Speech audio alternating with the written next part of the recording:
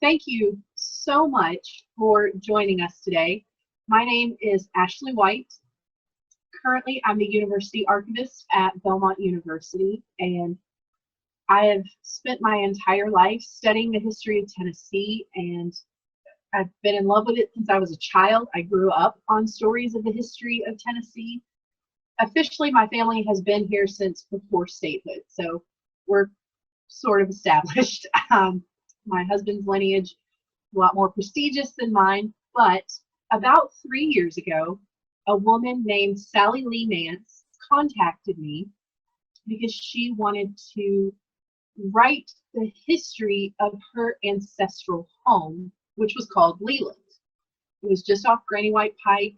It was this gorgeous mansion, she told me, and she really thought that it would make a good story. And she wanted me to help her research and write it. And I accepted the project, and we just kind of jumped in, and about a week into researching, I fell in love with this story. It kind of took over my life, and 3 years later, here we are. We have published our first book on the Leas and Leland. We expanded the story to include the people who built the home and lived in the home and made the home, but the house is still very much a key feature of this story. So great! I'm so grateful to the Metro Archives for allowing me to share this story with you, and hopefully you enjoy it. So it's called The Leas and Leland, and Sally Lee Nance is the great-great-granddaughter of Judge John McCormick Lee, and she, like I said, just wanted to create this story of her family and their home. So I'm going to kind of condense our research and what's in the book for you today, and just kind of run through it, and hopefully you'll want to know more. So to start out with, again, as I tell everybody, this is embarrassing for me because I've just gone on and on about how much I love Tennessee history, and I've spent the last 20 years of my life studying it. And when she approached me, I had not really heard of John and Lee. So if you're like me and you want to know who he is to start out with, Judge John McCormick Lee lived from 1818 to 1903, and he was born in Knoxville to Luke Lee Sr., who was a U.S. representative, and his wife Susan Wells McCormick Lee. During his lifetime, John M. Lee was a lawyer, a judge, a one-term mayor, a one-term state representative, and a philanthropist. And really, you can kind of divide his life up into two parts. The first half was his law career and his judgeship, and the second half was really devoted to philanthropy and strengthening Nashville as a community and progressing Nashville. He was a man of contradiction. He was a very strong anti-slavery advocate and a Whig, and during the Civil War, a Unionist. But as a lawyer pre-war, he still had to handle cases, particularly estate cases, in which enslaved people were sold. So he still had his foot in both worlds. If he had a dating profile in 2020, he would say that he loved botany, biology, and classic literature. Like, those are definitely his top things, particularly botany. One of the things said about him by everybody in his eulogies was that he knew every plant in Tennessee, he knew every tree, he knew every hill. He had devoted his entire life not just to learning the entire history of Tennessee, but all of the flora and fauna. And his home, Lealand, played a very large role in his love of botany. He served on boards for the Tennessee School for the Blind, Belmont College for Young Women, Watkins Institute, the Crittenden Home for Women, and a whole bunch of others. This man did everything. Once we get to the philanthropy section a little bit later, I think, honestly, if you're like me, you'll get a little bit exhausted hearing about everything that he did in his spare time. So there are a bunch of key names that I'm going to keep bringing up over and over. And this family tree will hopefully help some of that. It's a very trunicated family tree. It's just a small clipping, essentially. And the tree is in our book, and it was drawn by our excessively talented graphic designer, Caroline Harwood. as a tulip poplar. It's the state tree, and I love that she got to do that. But in the lower left, you've got Luke and Susan Wells McCormick Lee, John and Lee's parents. And on the right in the lower half, you have John and Mary Overton. That's John and Lee's mother and father-in-law. So the tree just kind of starts with them and goes up to, in the very center at the top, Laura Lee Robertson. She was one of the last people to be involved with Lealand. So these are really just the people who lived in and around Lealand at the time. And because I love to put a face with a name, we've got some photos here. We've got 6 photos. The 3 on the top are younger, and the 3 on the bottom are the older photos. So I wanted to give you both a young and old version. On the far left, Judge John McCormick Lee. In the center, his wife, Elizabeth Bell Overton Lee. And on the right, their oldest child, John Overton Lee. And in the upper right, the photo of young Overton Lee is with his wife, Ella Copley. And she, again, also becomes an important part of the story towards the end. So I wanted you to at least be able to see them. So to give you a little more information about John and Lee's life, I want to try and run through this in 5 minutes, as close to 5 minutes as I can get, because, again, he was a very active man. So in 1818, he was born in Knoxville, as I said, and our records are kind of divided. The majority of the records say that he was born on Christmas Day, so that's what we went with for the book.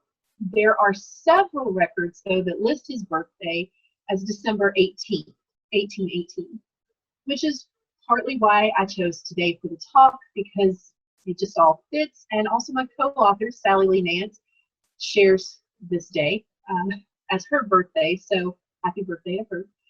But early on, we all kind of thought she and John and Lee had the same birthday until I found these other records. But in 1837, he graduated from the University of Nashville. 3 years later, he passed the bar and was certified as a lawyer, but he also decided to move to Little Rock, Arkansas to set up his law practice. That did not work out for him. Not even a year later, he was back here in Nashville. He had set up his law office on Cherry Street, present-day 4th Avenue, and he was also appointed the United States District Attorney for Middle Tennessee. 2 years later, he married Elizabeth Bell Overton. She is the youngest child of Judge John Overton and his wife, Mary McConnell White Overton. There's a May in there. Elizabeth was about 6 when her father died, and from little snippets of what I can tell, John and Lee and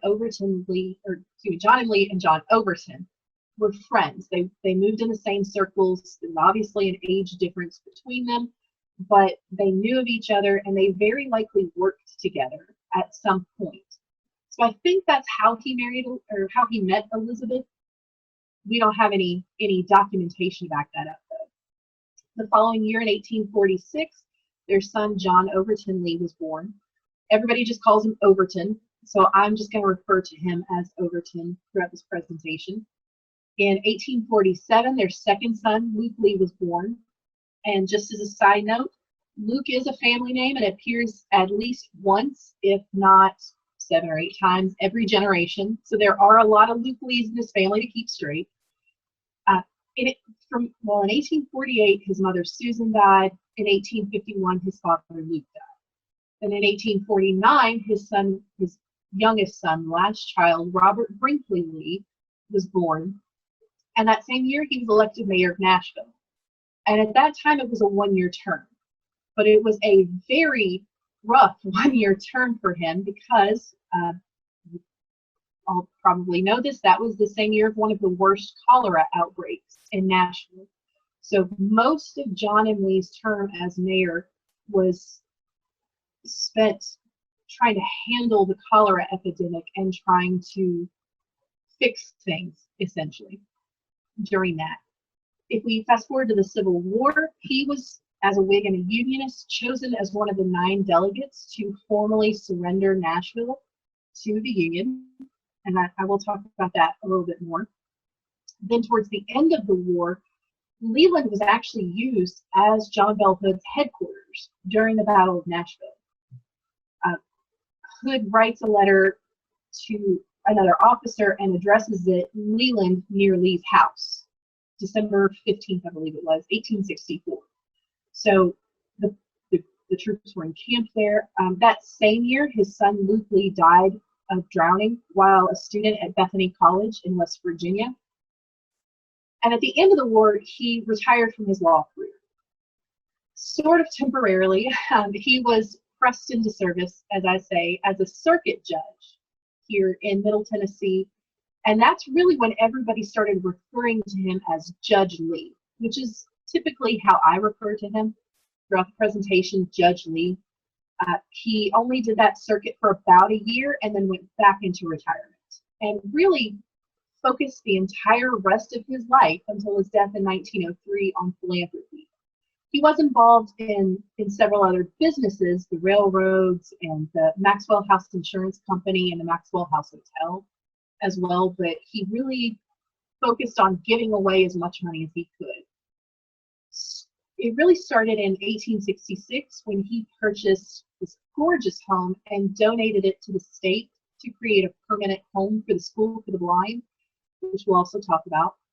In 1870, he spoke before the House Reconstruction Committee in Washington, D.C. to explain the troubles in Tennessee and what Tennessee specifically was dealing with in Reconstruction. And in 1875, after continually refusing the nomination, he was elected to the Tennessee House of Representatives. Again, one term, he got out as quickly as possible.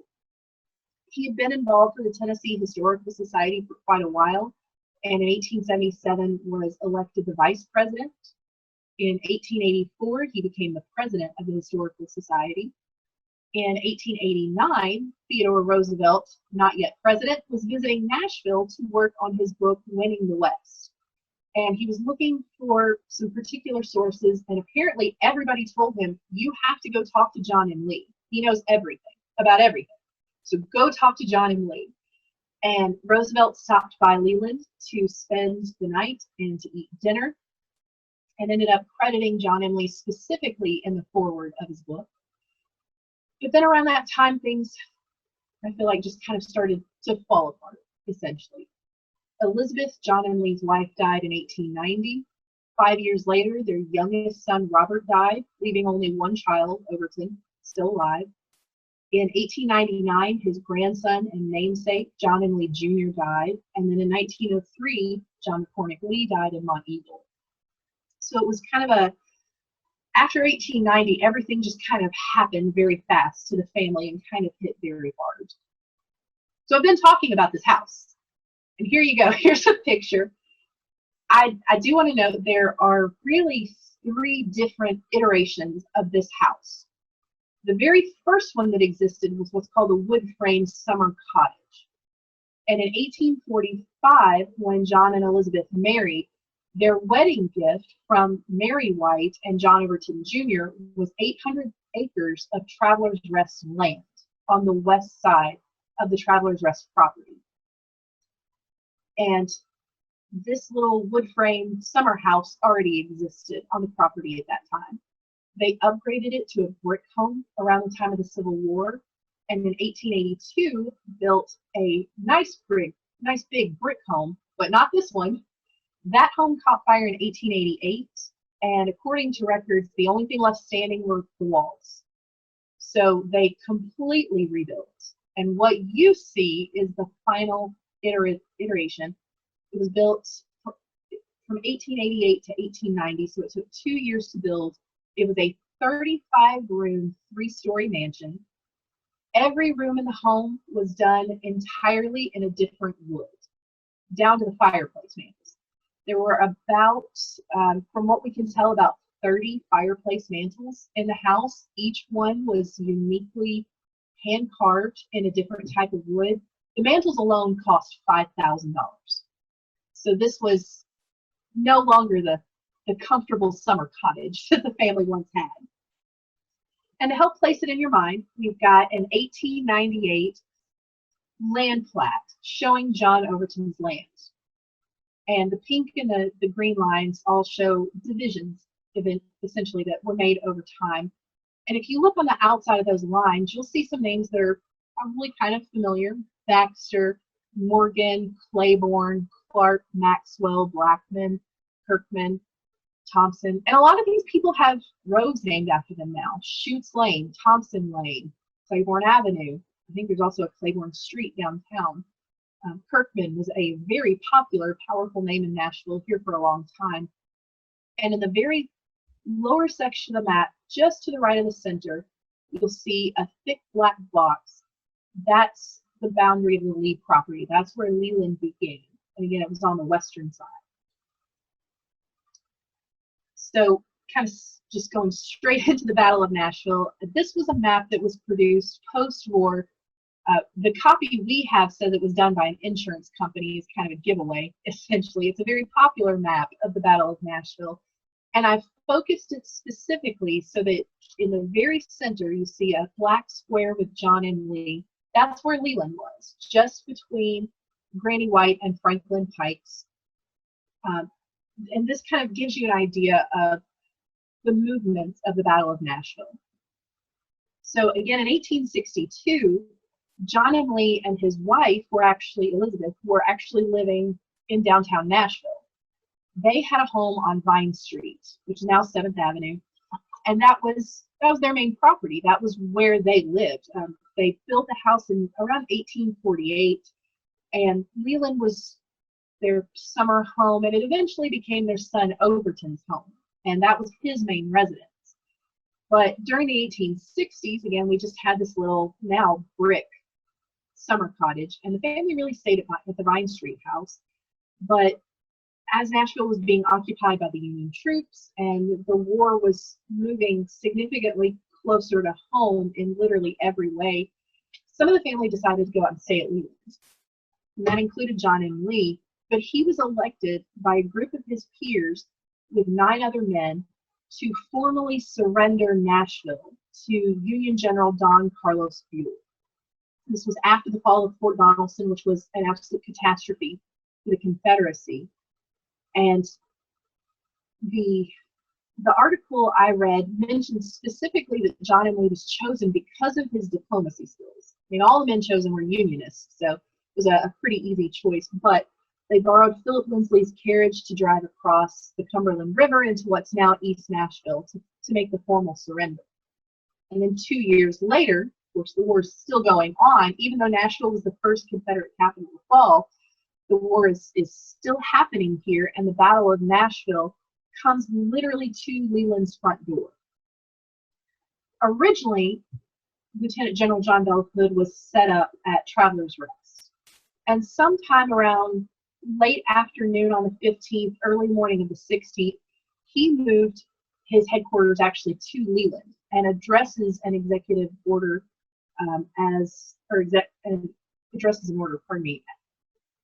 as near John and Lee's house. So it was enough of a thing, even though it was this little brick summer house, it was enough of a thing that Hood knew to address the letter near Lee's house.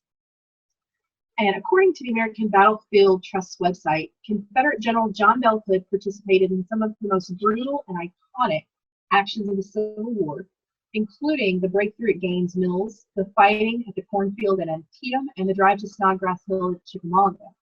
He'd also served under some of the most famous generals in the South, and I feel like if you're interested in history, you'll know these names: Lee, Longstreet, Johnston, and Jackson. Since mid-July of 1864, though, his name is linked to Confederate disaster after disaster. And in the closing weeks of 1864, he was just leading this unrelenting campaign. They missed an opportunity at Spring Hill that gave way to an enormous disaster at the Battle of Franklin, and now the Confederate Army of Tennessee faced a united and fortified group in the armies of the Ohio and the Cumberland at Nashville. So even though Hood was outnumbered more than 2-to-1, he still stuck to an offensive, which would prove to be a mistake. But he arrived in Nashville on the 2nd of December and set up just south of the city. So keep in mind that Lealand, here on the center of your screen, is 6 miles south of Nashville.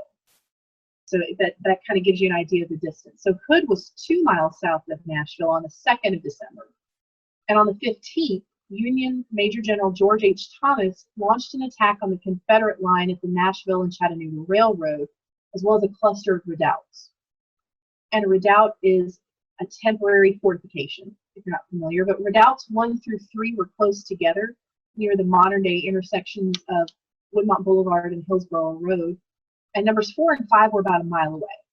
So if you go onto the Battle of Nashville's Preservation's website, they have this fantastic driving tool that you can take, and it points out where all the redoubts were and where all these things would have happened. There's also I believe it's on Granny White Pike, a historical marker for the dry stacked stone walls. The walls that they're referring to and the walls that are still visible were the walls to Lealand. So that was the bordering wall of Lealand. And that's still a very visual marker that you can go and look at today. But Hood's army, like I said, retreated, and Thomas renewed his attack on the Confederacy on the 16th. And the Confederates were able to defend Peach Orchard Hill, but the line on Compton's Hill was broken. And we don't call it Compton's Hill anymore, it's Shies Hill, because of Colonel William Shied, the 20th Tennessee, who died defending the hill. And that is absolutely another place I highly recommend going if you haven't. Just fair warning though, it is a steep climb. There's a gorgeous marker up at the top for, I believe, the Minnesota troops who fought there. But if it's been rainy, anytime in the recent past, that hill is going to be very slick and you're going to have a rough climb. So just be prepared for that. But in 6 months of campaigning, the Army of Tennessee had lost almost 75% of their men. And this was an enormous victory for the Union and sort of meant an end to the war in Tennessee, and we were the gateway to the Deep South. So a lot of people saw this as sort of the death knell to the Confederacy. And a lot of that happened either on Leland's property or on neighboring properties. So it all happened right there. And the family was there at Leland at the time. So they escaped downtown Nashville because of the occupation and the issues moving and the concern about fighting in downtown Nashville just to go to Leland where the battle actually happened. So it's just terrible luck on their part.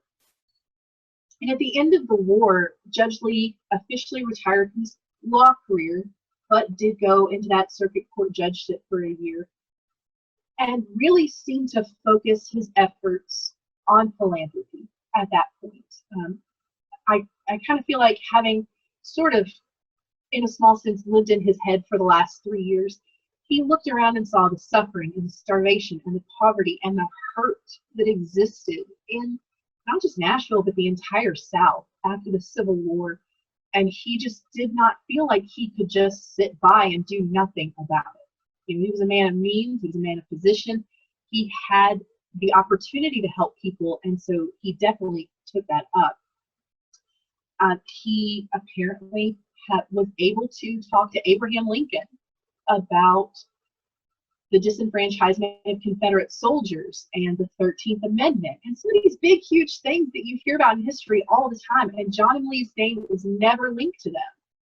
But we do have several primary source records, including one from Andrew Johnson and Governor William Brownlow, saying, John M. Lee told me I needed to talk to you guys about not disenfranchising Confederate soldiers, so let's talk about it. He wrote a proposed 13th Amendment that ultimately was not adopted, but it got in front of the Tennessee State Legislature, and it got in front of Andrew Johnson just months before Johnson became President of the United States after Lincoln's assassination. So he was exceptionally well connected. He knew everybody, and it seems like I couldn't find anybody who didn't like him. But the fact that he, like I said, was able to go up to the Reconstruction Committee of the U.S. House of Representatives in Washington, D.C. in 1870 and talk to them specifically about Tennessee, what Tennesseans were going through, the troubles that we were facing, and to try and argue both to enfranchise former Confederates and soften conditions for former Confederates while also advocating for the 13th, 14th, and 15th Amendments it's not a small thing. It's not something a lot of people did. So I think that we're incredibly lucky to have had somebody like that in our history. But going back to Leland more specifically, We don't have any photographs of the interior. We do have some newspaper descriptions, but they are kind of sparse, and they really only talk about the first floor. And thankfully, at the State Library and Archives, we were able to find a layout of the first floor of the house. So the way this is oriented, the bottom of the picture to the left of your screen is the front door. And the top of that floor plan essentially is the back of the house. So again, it was a wood frame home. And in 1882, they decided to build a beautiful brick home. But that caught fire 6 years later. The family barely escaped. There was a moment that the family, who made it all out safely, thank goodness, were watching every single thing they owned burn. And this was, when I say the family, this was not John and Elizabeth Lee. This was Overton, his wife Ella, and their 4 young children. Newspaper reports say that many valuable paintings, all of their jewelry, all of the library, everything was gone. The only thing that was left were the walls. And we don't know exactly how the fire started. Newspaper reports say a match was dropped in the kindling room, and it wasn't noticed until it was completely out of hand. But neighbors were able to come and save the barn and some of the other outbuildings. So that 1882 home that we have no photographs of cost $40,000 to build, and the family had $20,000 worth of insurance. When they rebuilt it, what they rebuilt was the photo, the colorized photo you saw just a few minutes ago, that big, gorgeous French castle, quite frankly. That home cost about $60,000 to build, just because they used as many materials from Tennessee as they possibly could, but there were some things like the windows were imported from England and France. There was Georgian marble throughout really just the front hall, and some of the other rooms I think had some Georgian marble as well, but and Kentucky stone. There's a lot of Kentucky stone in there. So the architects were Thompson and Gabel. The entrance wall, so that room when you very first walk in on the lower section of the screen, was black walnut throughout. It had carved moldings, screens, and Corinthian columns, and the walls were actually black, white, and pink Georgian marble wainscoting with a polished plaster upper section. And apparently that upper section of the wall was polished so much that it also looked like marble. There was a black walnut fireplace to greet visitors. And just on the left, so where you see the word hall here on the photo, just to the left was the front parlor, the formal entertaining room. This room was done entirely in Spanish mahogany. And it had this big bay window with columns and spandrels. And we know from receipts that Overton and Ella had bought the furniture in Chicago and New York. So it was some of the best furniture you could pretty much get at the time. And just across the hall from the parlor was the drawing room. It's that smallest room in the lower right-hand corner. That drawing room looks slightly more informal, but based on furniture receipts, not much more informal. And that was done entirely in bird's eye maple. So it was a lighter wood. Moving up the picture, just behind the drawing room, was the dining room. And we don't have any accounts of what kind of wood was used here. There's a little scrawling underneath the word dining room, and I can't tell if it says alder or what kind of wood. We do know that it had wallpaper that was hand-tooled leather. So this enormous dining room with hand-tooled leather wallpaper. Just behind that was a breakfast room made out of cypress. And then continuing to move sort of upward and to the right in the photo, there's a china room, a pantry, and a very large kitchen. To the left of that was the back entry hall and an office and a child's playroom that were both made out of cherry. Kind of in the center of the building, you see those short lines. That was a black walnut staircase. And from what I can tell, it was a U-shaped staircase that led up to the second floor. The second floor were bedrooms. There would have been at least 3 to 4 bedrooms because, again, Overton and Ella lived there with their 4 children. But there, of course, would have been guest rooms as well, we know, because they had so many guests. And then continuing up to the 3rd floor, there was a small living space, or at least they made one later because John and Lee lived there towards the end of his life on the third floor. But there's also firefighting equipment because they did not want to repeat that same mistake from 1882. But there were also waterworks and gasworks. So we know that the house had gas lighting. We don't know specifically about restrooms, but they did have running water. So it seemed very, very modern and progressive for 1882. And to kind of give you an idea of some more of the house, this is the back of the house. This is the rear view with this enormous wraparound porch. You can see the bay windows where the kitchen and the office would have been. And then some of the other windows on the second floor. You can even see a little third floor attic window. And just all of these chimneys rising out of the mansard roofs. Now again, this was Overton and Ella's home for the most part. And we're going to talk about Overton's use of the house. But John and Elizabeth decided they wanted to continue living at their Vine Street house. They liked the downtown home. It was smaller, it was more comfortable, it was close to everything. So they really preferred to stay there. And this is an image from the 1888 Sanborn fire insurance maps. And if you're not familiar with those are one of my favorite things in life. All of my research really digs into the Sanborn maps. The Sanborn Fire Insurance Company went around to pretty much every major city in the United States every year and made these maps. And eventually they started color coding them so that we even know what the buildings were made out of at the time. So again, this is from 1888, and that thick black box shows you where John and Lee's house was. He was at 306 North Vine, and what's cut off at the very top of the screen is the state capitol.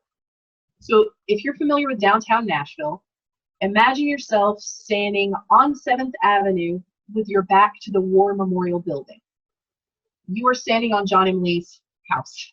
The War Memorial Building would have been this 300 block of North Vine, that entire block. So really it looks like his front door would have faced what is now the Tennessee Tower, the Snodgrass Tower, and his property would have extended about halfway through Legislative Plaza.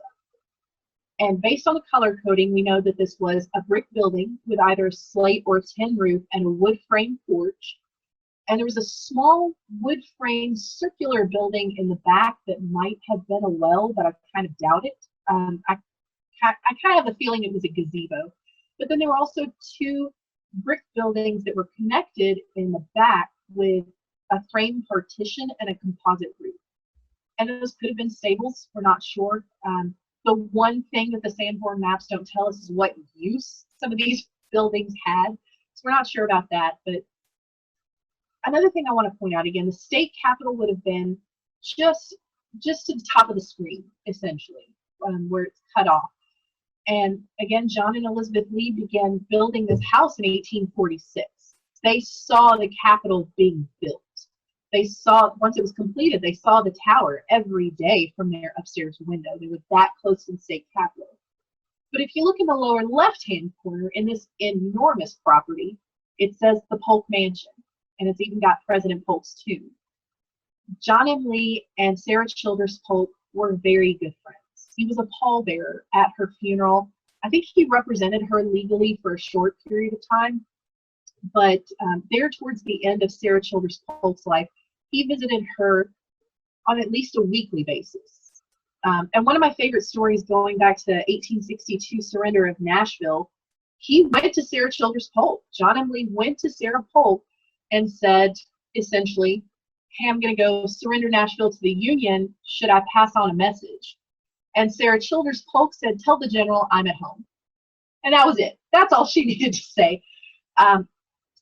He made a visit to Sarah Childers Polk and the Polk home. But so John M. Lee was so centrally located here on Vine Street that I can absolutely see why he didn't want to take himself 6 miles away from everything that was happening. Now, after Elizabeth's death in 1890, he did decide to go live with Overton and his grandkids. And at that point, he would have been in his, I think, early 80s, if I'm doing the math right. And about 1893, there's a letter that John M. Lee is writing. It's at the Tennessee State Library and Archives. John M. Lee writes a letter to one of his friends saying, yeah, I went sledding the other day down the hill in the backyard of Lealand, and I ran right into the garden fence and broke my arm at 83 or 84 years old. That's what he was doing. So the picture on the right is a sketch, essentially, from Nashville in the 1890s, that book that was published that shows you the Vine Street houses. You can see the Capitol Tower in the background, but this is the Vine Street home that John and Elizabeth Lee lived in. And then on the left, I've got a map showing you it's a little less than 6 miles from the front door of the Vine Street home to the front door of Lealand. And even that is including the fact that Lealand had a 1 mile long driveway. Where Gateway Lane is today on Granny White Pike marks the entrance of Lealand. That's why it's called Gateway Lane. That's where the gate was. But it was 1 mile from Gateway Lane to the front door of the house. And the front lawn was 30 acres.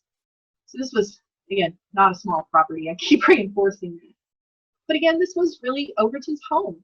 And it really was where Overton and his family lived. And it was a working farm. Overton was very into cattle, particularly Sussex cattle, which are an ancient breed. Actually, Sussex cattle are mentioned in records from the Norman invasion of England in 1066. So they're a very ancient breed of cattle. And they're really known for their dark red coloring, their high fertility, their gentle temperament. And if you are a meat eater, apparently they are quality beef cattle. So the July 16, 1885 edition of the Daily American newspaper noted that Overton Lee had imported 30 head of cattle from Sussex, England, making him the largest Sussex owner in the United States. The newspaper actually says the continent, but I'm not entirely comfortable with that. I haven't fact-checked that, but I have checked to see that he was the largest Sussex owner in the United States. They note that there were only 2 other herds in the country at that time, so it wasn't a ton of competition. There was 1 herd in Maine and 1 in Wyoming. And Overton got so involved with the Sussex breed that he joined every Sussex organization that he could and actually wrote the entry for them in the 1917 Encyclopedia of American Agriculture, which is available on Google Books if you want to see that. But all of these, the 3 photos on the right all come from Lealand. There were tons of horses, there were goats, there were turkeys. It was very much a working gentleman's farm, essentially. There was no cotton, there was no massive cash crops being grown. There were just subsistence foods and a floral garden for enjoyment. But that picture on the far left of the Sussex head, that's taken from an envelope. Overton branded Lealand as a Sussex farm. That's all he wanted it to be known for, was their cattle. And in fact, one of his favorites here is General Roberts. General Roberts was a multi-award winning Sussex bull. He was hired out to sire quite a few baby calves, and my co-author, Sally Lee Nance, has a map of Lealand's subdivided plots from the 1890s where they drew out, this is the lot where we grow the wheat, this is the lot where the chickens are, this is the lot where the turkeys are. General Roberts is the only bull to have his own entire lot, and it was enormous. He liked room to roam. But here's another view of Lealand. We don't know exactly where this was. You can see that little cabin in the distance. You can see 4 of the 7 Harpeth Hills. And one of the things that I love so much about this story is that the story actually is still continuing to this day. The family stayed a farming family even long after Lealand was gone. Some of them owned farms up in Maryland. Most of them kept their farms here. And my co-author, Sally Lee Nance, actually grew up at Lee Mead, just outside of Belle Mead in Nashville, on her father's farm. So she's definitely somebody that I want to talk to and write a book about as well. As children, they had a pet monkey, They just had all these animals running around their farm. Their cousins, the Warners, had Rufus, the crane. So there were just animals everywhere, essentially. But I want to sort of begin to wind down and talk about John M. Lee's philanthropy. And here you've got a quote from John M. Lee writing about the former governor of South Carolina, Benjamin Franklin Perry. But I really feel like this quote is a perfect example of John M. Lee himself. You know, he could have been saying this about himself. A man must possess more than ordinary strength and beauty of character, who for a long series of years stood firm on the weaker side, fought courageously for what he conceived to be right, and yet retained the respect and friendship of those whom he so strenuously opposed. And particularly that last line, because his brother-in-law, John Overton Jr., was a very staunch Confederate. And towards the end of the war, John M. Lee was writing to his good fellow Unionist friend, Andrew Johnson, who was military governor at the time, saying, hey, my brother-in-law didn't actually fight, so I don't feel like he should have to take the oath to get back, you know, to get his property back. You took his property because he was a Confederate, but he never fought, so you should still give it to him. And he continued to fight for John Overton Jr. as long as he felt like he needed to. So he was a Unionist. He was in Union circles. He was an anti-secessionist, but he still went to bat for Confederates. And I mean, somehow in the Civil War, managed to keep the respect of everybody that he knew, regardless of what side they were fighting on. My particular favorite cause that he championed was the School for the Blind. And what you're seeing now is the Claiborne Mansion. This home was built by Micaiah Green Lewis Claiborne and his wife, Lavinia Cannon Claiborne. She was the daughter of former Governor Newton Cannon. They built what they called Reservoir Hill, right off of what is today Hermitage Avenue. As you're going into downtown Nashville, if you're familiar with that section, it's kind of where Lebanon Road turns into Hermitage Avenue. Just on the right is a little red brick state building, a little tiny thing, and some stone walls. Those stone walls are original to the property. They date back to Micaiah Green Lewis Claiborne, MGL Claiborne. And that home originally sat behind those little tiny stone walls. Well, in 1866, John M. Lee approached Claiborne and offered to buy his home and the 7 acres for $15,000. And Lewis accepted the offer. He sold the home. John M. Lee immediately gave the home to the state of Tennessee and pointed out that the blind children in our state had never had a permanent home since the establishment of the School for the Blind here in the 1840s, particularly during the Civil War when Union troops kept taking over their buildings. And therefore, the last couple of years, the blind children had no place to go at all.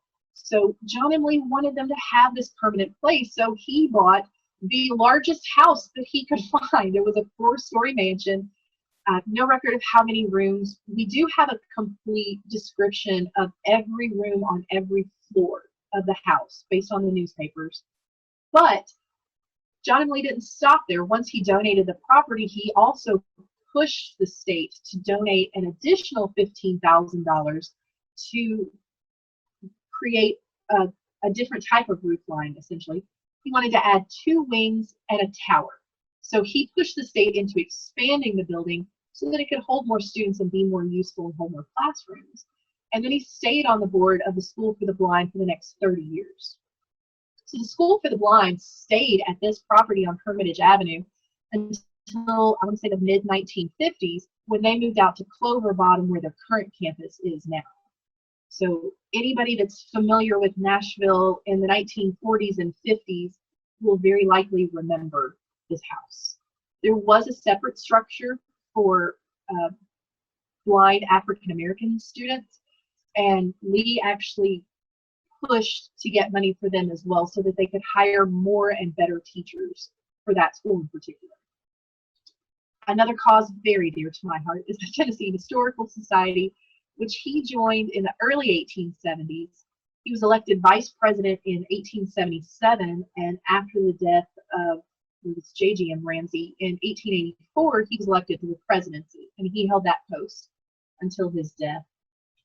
And after his death in 1903, they called a special meeting to memorialize him and publish those eulogies in the Tennessee Historical Quarterly. And if I can find anybody to say something half as nice about me after I go, I'm a lucky woman. They devoted pages and pages and pages to recounting his life and his good works and what he did for the Historical Society. And it was just a huge amount of very moving tributes. Another cause he was involved in was Watkins Institute. He served on the board of Watkins for quite an extended period of time, but was one of their first commissioners. He and Samuel Watkins were very good friends, going back to some previous other boards and social groups that they both served on.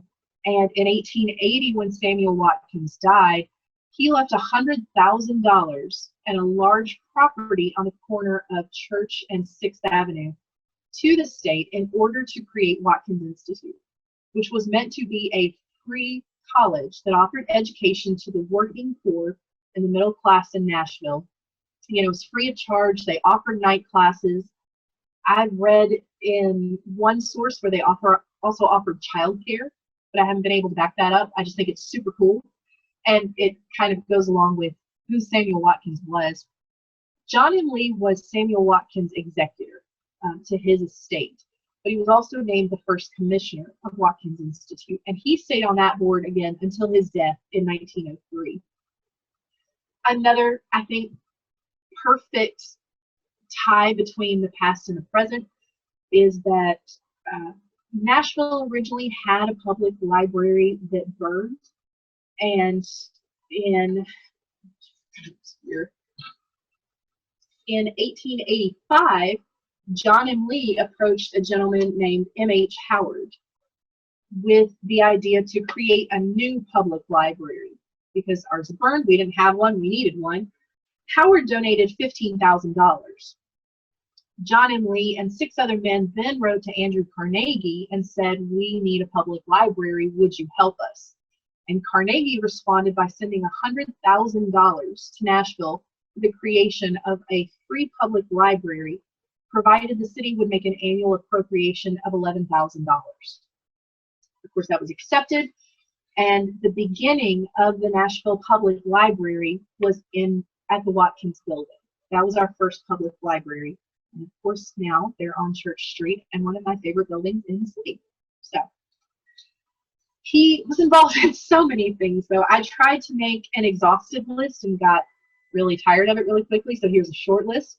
So he was involved with the American National Bank, the Nashville Centennial Board of Directors, the Centennial Celebration of George Washington's inauguration, Belmont College for Young Women, which 100 years later became Belmont University, the University of Nashville, his alma mater, and the Women's Mission Home, which also is known as the Florence Crittenden Mission Home.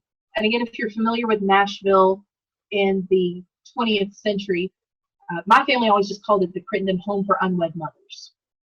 John M. Lee was involved in creating that, and apparently, I've only found one reference to it, so I'm still working to figure out more, but in an 1895 Nashville American newspaper, he noted that, the newspaper noted that the group had a quote-unquote comfortable home donated to them by John M. Lee and a man named Sam Murphy.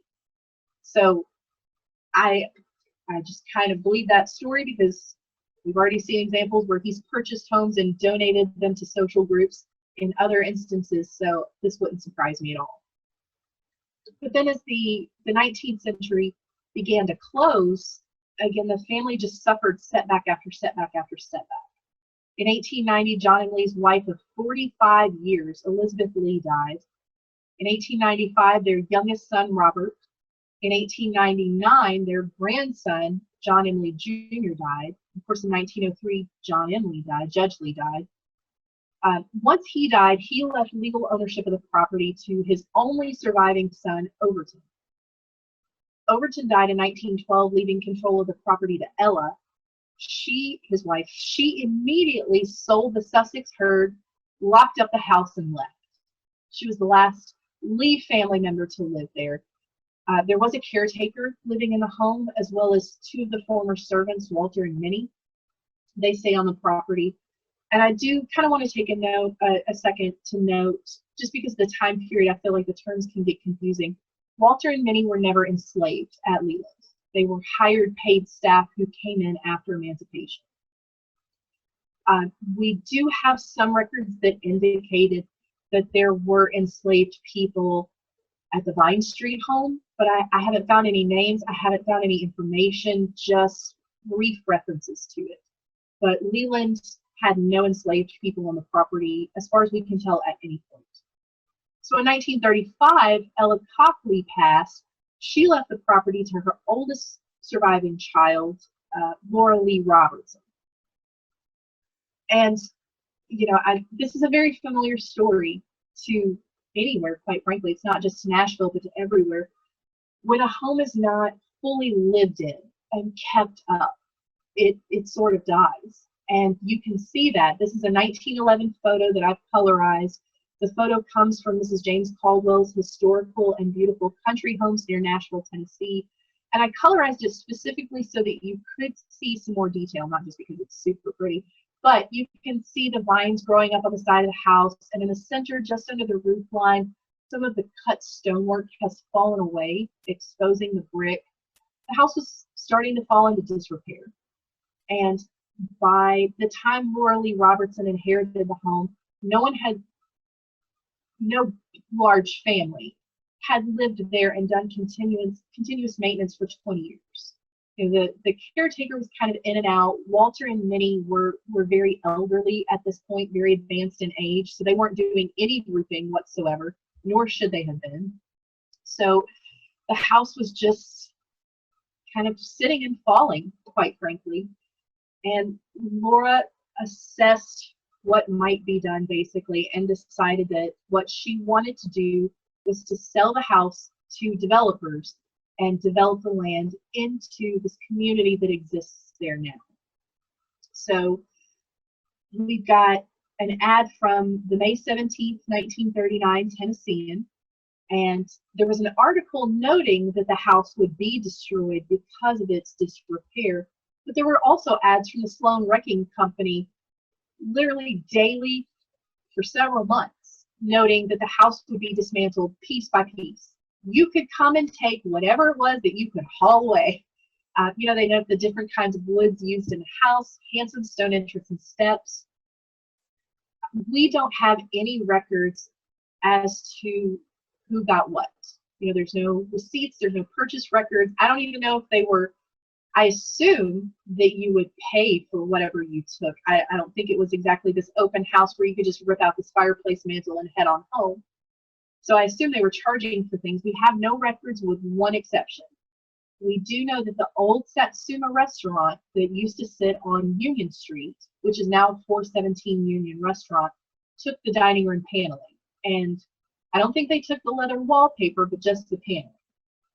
However, I have found no photos of the interior of Satsuma that shows this paneling, so I can't even tell you when it was taken out. We do know that it was taken out before 1990. We do know that for a fact, but we don't know specifically when. So, you know, that was I feel like really the end of an era. Was the end of one type of Nashville, and we were starting in 1935 to sell these historic properties to developers, which is something we're still seeing and fighting against and talking about today. So in 100 years, not much has changed in that. But I kind of wanted to give you my own version of a family tree. On the far left, we've got U.S. Congressman and Indian agent Luke Lee Sr., his son, John M. Lee, obviously the subject of all of this, John M. Lee's son, Overton Lee. And these are not only children, these are just this direct line, essentially. One of Overton Lee's children was U.S. Senator and Colonel Luke Lee, also founder of the Tennessean. His son was Luke Lee Jr., and one of Luke Lee's children was Sally Lee Nance, my co-author. So we've got this direct sort of family line there. And I mean, you can just look at it and tell the genes are strong. It's obviously This is a whole family. So to wrap up, I wanted to leave you an image of my favorite dog, Sir Percival, in the backyard of Lealand in 1911. Sir Percival belonged to Elizabeth Lee Murdoch, John and Lee's granddaughter, and she donated an enormous amount of papers and family materials to the State Library and Archives, which is where most of this research came from. With Sir Percival, is adorable. If you have any questions about any of this, I've got my email and my co-author's email. Please feel free to reach out and contact us. We love to talk about it. If you'd like to buy our book, we've got a website, theleasandlealand.com. We also have a blog that I update every week. Every Monday, I try to shoot for Monday morning, but it always comes up every Monday. And I use the blog as a way to delve deeper into this. So the first few that are up talk more about John and Lee's life, about Elizabeth and her life and her family, and give you the deep descriptions that I have of Leland. So we've got those so far. This coming Mondays will be about notable Nashvillians. So I'll drop a couple of those names like Samuel Watkins and G.P. Thruston and other good friends of John and Lee and how they shaped Nashville and what they did. If you'd like to buy the book in person, I've got a list here of some of the places who sell them. Of course, there's our online store at Book Baby as well, but Landmark Books in Franklin carries our book. Belmont, Belmead, and the Carton House and their gift shops also sell the book. Pretty soon the public library will have some copies as well to check out. So that's it. I've kind of talked myself out. Hopefully y'all have enjoyed this. Hopefully you have questions. Hopefully you want to know more. Hopefully you want to read the story. So like I said, check out the blog. Email us if you have questions. But definitely an enormous thank you to the Metro Archives, not just for what you do on a day-to-day, week-to-week basis, but for allowing me to come talk to you about it. Ashley, I had a question. When they built Leland, did they keep the house in downtown? Did they have two homes, like a downtown and a? Okay, wow. It seems like originally it seems like right after John and Elizabeth got married, this was just their vacation home, essentially. You know, they kept calling it the country home. And then once Overton got older, there was this, I don't know if there was maybe a direct conversation. It seems like there was not, but John and Elizabeth loved living in downtown Nashville, it seemed like, so they definitely wanted to stay. And after the birth of their youngest child, Robert, Elizabeth was listed as an invalid and was not able to move long distances. So it makes sense that she would want to be around downtown where things were much more accessible to her in her condition. And Overton, and once he and Ella got married, they actually met at the Maxwell House grand opening and married the following year. Because the Leas were all involved, well, the Leas and the Overtons both were all involved with Maxwell House.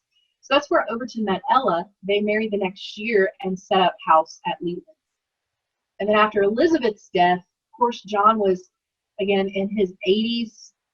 He was still running around everywhere, still taking summer trips to Mont Eagle and doing this and that, but he moved out of the Vine Street house but kept it. It was still his property, but he moved to Lealand permanently. And then the Vine Street home was sold after his death in 1903. Well, are there records like of the Sussex cattle and the horses and things like that? Are there any records of the breeders or breeding ledgers or anything like that? Does any of that survive? And Google Books has more of the Sussex registers than I ever wanted to dig into, but I dug into a couple of them.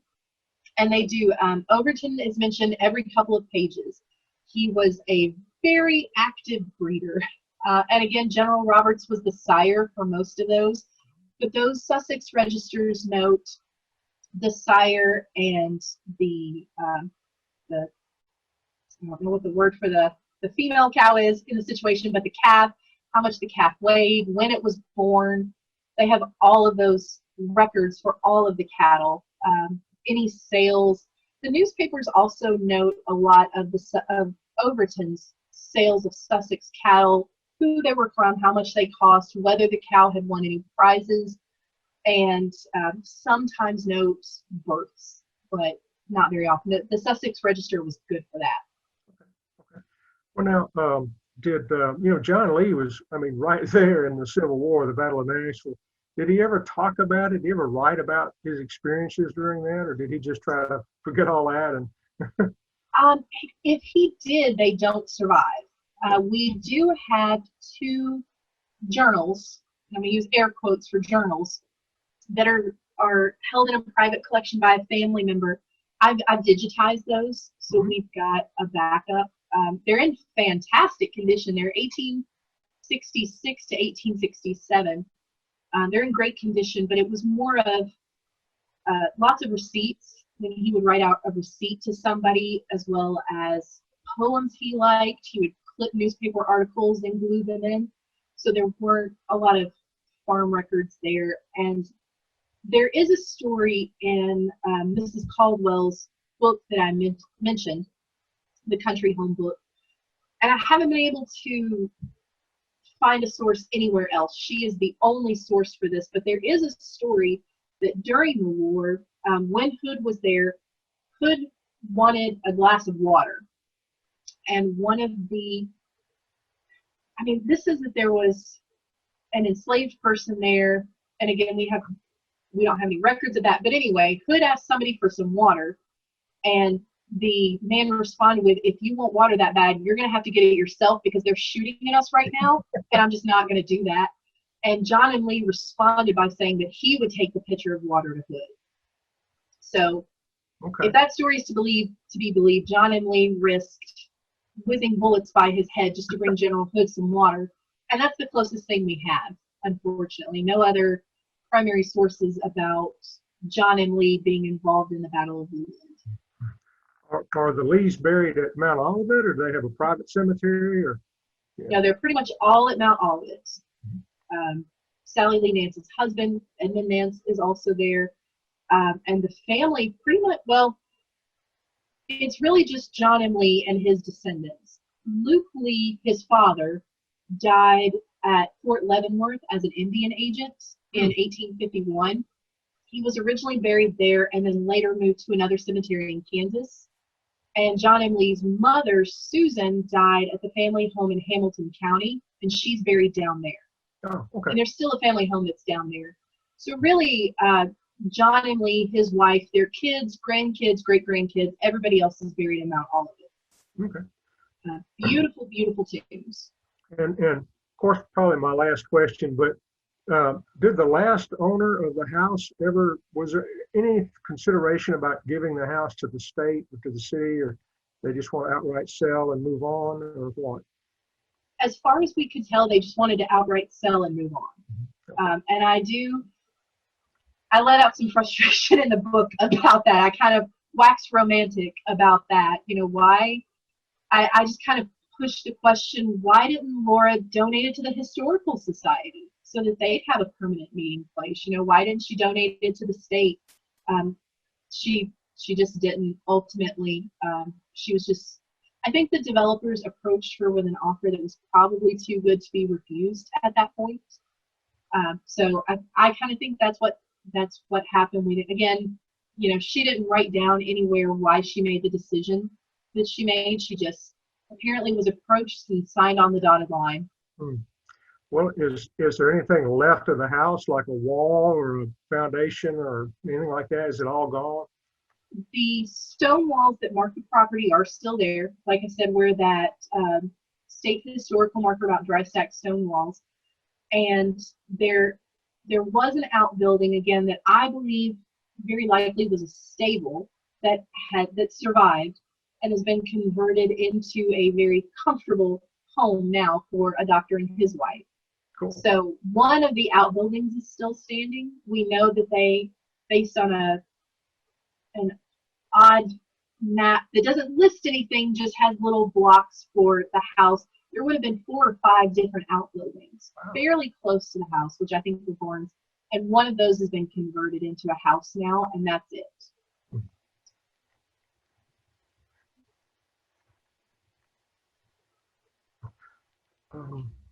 Well, listen, I really appreciate your time today, Ashley, and this has been a great presentation about the Leas. And, I don't think the average Nashvilleian really realizes some of the people that were here, the things they could do. And yeah, they amassed a lot of wealth, but they also used it. They tried to help people. They tried to, especially with some of the schools they did and some of the homes, these people that are there was no net for them at all. And so he was trying to do something, and that I think that needs to be brought out. And I'm so glad that you did this today and have this book available. And so I hope people will, buy the book, read the book, because it's really a fascinating story about this whole family and how they connect to Nashville in so many different ways, and the people they knew. And this home was just fantastic. I'm sorry we lost it, but anyway, I want to thank you for your time and being here with us today. I appreciate it very much. Absolutely, thank you. And I really just focused on his philanthropy here in Nashville. And really quick before I say goodbye, I'll add John and Lee also poured thousands and thousands and thousands of dollars into flood relief funds in Nashville, in Memphis, in Little Rock, soldiers relief funds after the war in most all of the former Confederate states. He gave just a ridiculous amount of money annually to the city of Memphis after the 1878 yellow fever epidemic too. So his giving was not just here in Nashville, it really was the entire Southeast. And I just chose to focus on Nashville for the limit of time. And a lot of that is more of his giving is mentioned in the book, but he was very much a local man, but his money traveled. I'll put it that way. But thank you so much for giving me an opportunity to talk about something that's been just a passion for me for the last 3 years. He was a fascinating man, and I think we need more people like him. Honestly, I'd love to see more Nashvilleians like him, and I want people talking about him. Cool. Well, listen, thank you very much. And if anybody has questions, there's Ashley's email there. So drop her a line, and we thank you for your time. Thank you. Y'all have a good rest of the day. Sure, take care.